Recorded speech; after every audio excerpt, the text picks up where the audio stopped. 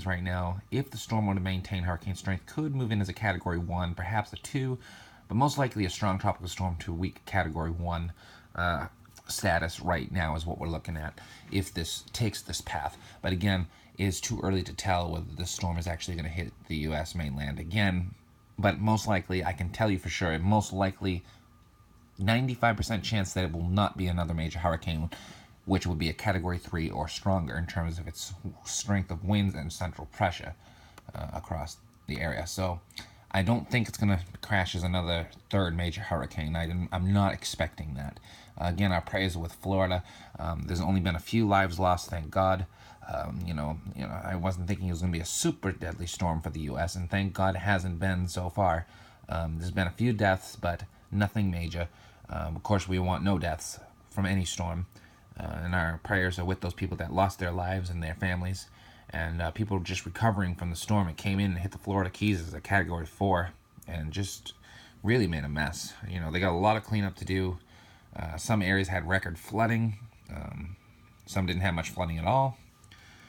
The waves were pretty high, during the storm surge and stuff like that. So let's take a look at the models now.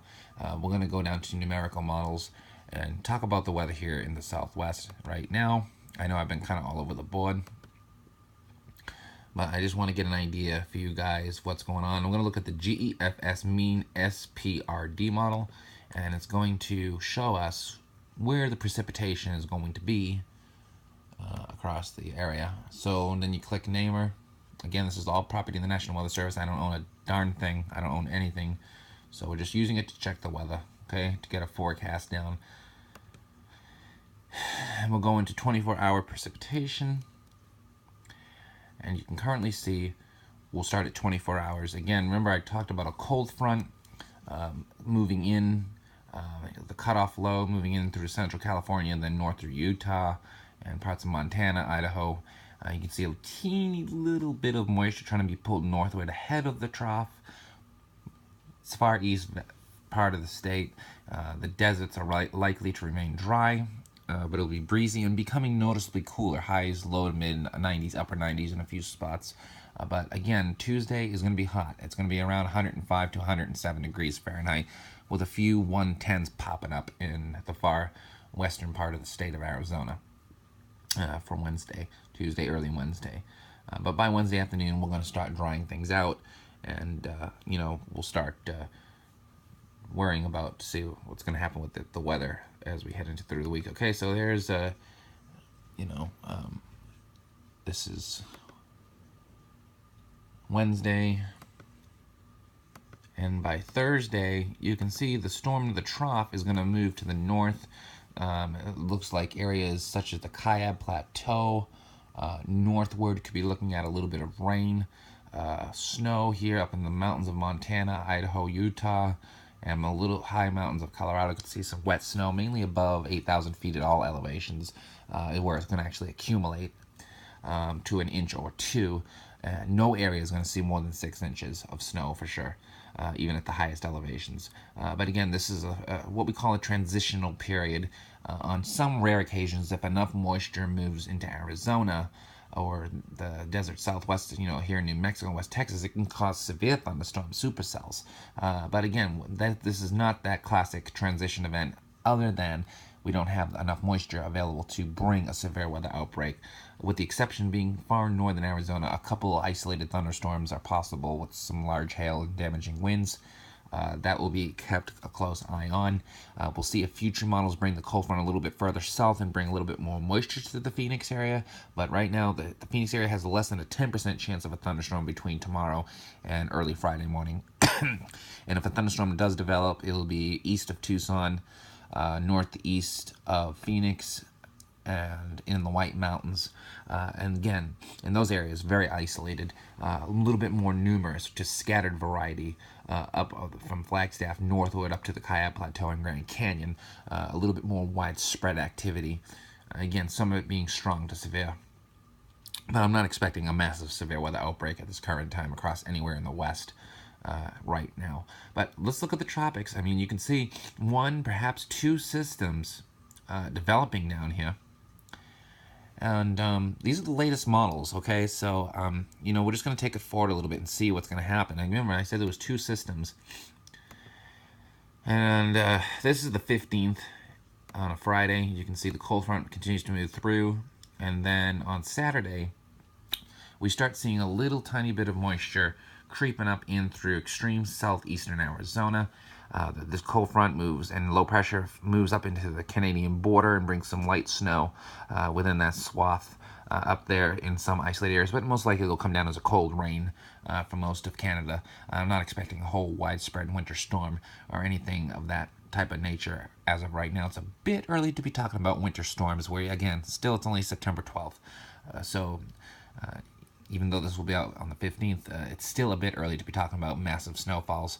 They have happened in September in Canada, so it's not unheard of, but it's not a normal pattern to be seeing widespread snows at this current time. Going forward into Sunday, you can see the moisture continues to build ever so slowly across the desert southwest. You can see how that system that was out here, when it was further south here, it looked like it had an extension. That other storm either got pushed westward or got absorbed and became a larger storm. This very well could become a hurricane. Now, as far as the strength, here is Jose, according to the models, by the way, GEFS model. So there's Jose, what it's going to do.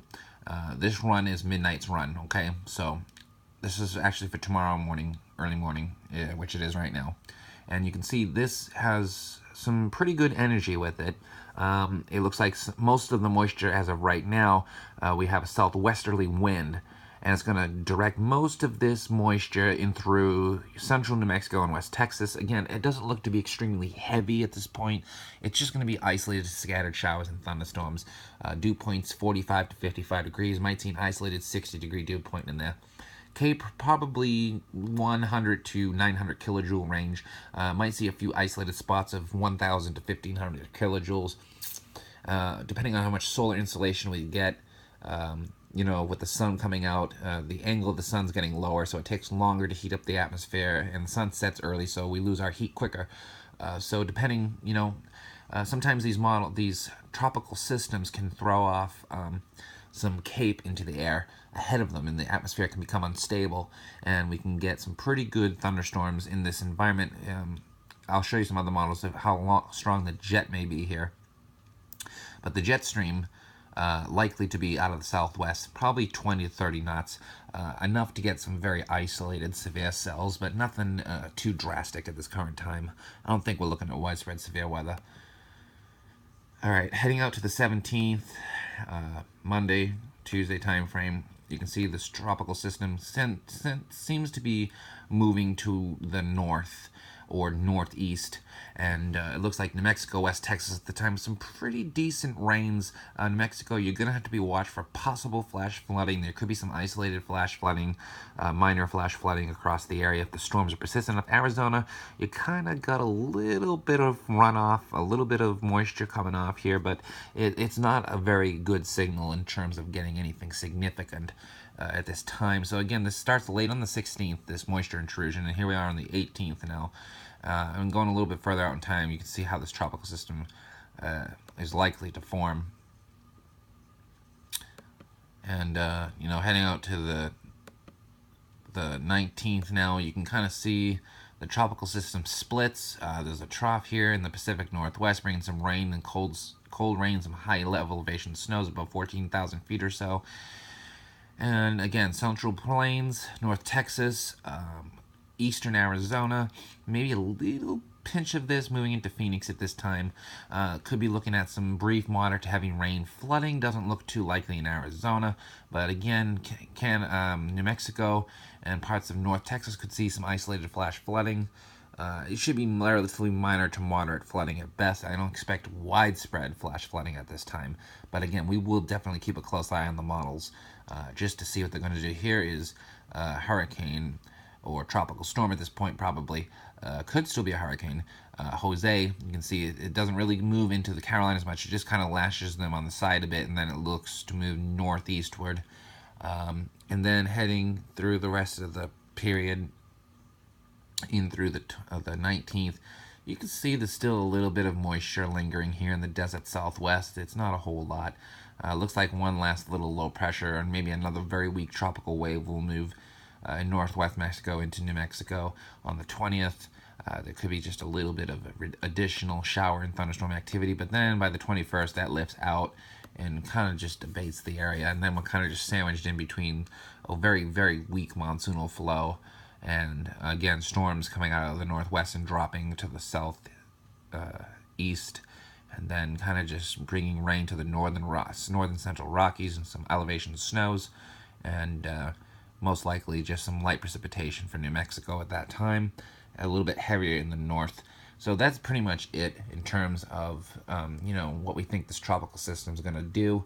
Again, most of my models recently have been pushing it a little bit further westward and bringing some rain to Arizona as well. Phoenix probably just getting less than a tenth or a quarter of an inch at most over the 3 or 4 day period. Most of it, the heavy rain is going to be in through central New Mexico and West Texas. New Mexico, you could get up to 3 inches of rain, and some models bring the storm in as bodily, as a very weak tropical storm or depression or remnant low, with gusty winds 30 to 45 miles an hour, 50 to 60 miles an hour in the mountains, and some pretty hefty rainfall amounts. In the mountains, I could see up to 5 inches of rain, while the lowlands see 1 to 3 inches of rain over the 3 to 4 day period. So it's not going to be a complete gully washer, but again, over a 3 or 4 day period, training of showers and storms, and then some windy conditions with wet soils can sometimes, if the winds are strong enough, can bring down trees, can uproot them because of soggy soil. So that's something that's going to have to be kept an eye on. Again, if we do get a tropical storm, most likely it's going to come up here into northwest Mexico and then through New Mexico and then eventually into the plains. I don't think it's going to move up into Arizona, but it could. I won't be surprised if models start locking on that idea and bringing it right into Arizona as a depression or very weak tropical storm. So a lot of uncertainty right now. This is still 6 to 7 days out, but we'll keep you guys posted on this. I'll take you quickly now to the CFS model, just to give you a little bit of an idea, what is possible as far as the winds go, to how fast the winds are going to be. It's important to look at the winds as well. You want to look at the jet stream because depending on the strength of the jet stream, if it's strong enough, sometimes you can get severe weather in these tropical environments. So let's take a look. CEFMS model. Again, this is still property of the National Weather Service. So again, you're allowed to use it. Just making videos with it. That's it. I'm not trying to take anything from it other than, okay, so here's a persistent trough. We got a trough here in the southern plains, the southeastern part of the country, the southeastern part of the country, and the desert